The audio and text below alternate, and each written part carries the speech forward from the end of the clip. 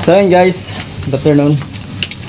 At ang oras natin ngayon ay alas 4 na. So update ko lang kayo dito sa ginagawa kong bahay na. So ito na yung kwarto, yung kabilang kwarto, yung kwarto sa harap. So ito yung sa likod. So napalitadahan na rin natin. Ayan siya. So ito yung kwarto sa likod.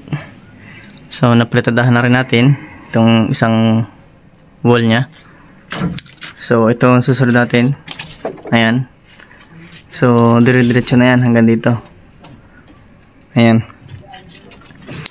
So yung nagsobrang halo natin, hindi natin pinahid. Ayan. At mag-isa lang tayong gumawa ngayon. Saka ito pala yung nagawa ko ngayon maghapon. Yan. Tapos ito, itong sa kusina. Ayan. Dalawang wall yung nagawa natin maghapon. Ayan. Ito siya. Ayan. At ito pala.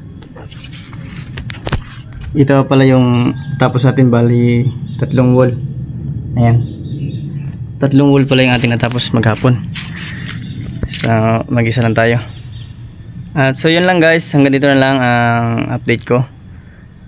Sana suportahan nyo ang aking YouTube channel, Jules Vlogs TV. At hanggang dito na lang guys. Bye bye. Thank you sa inyong panonood.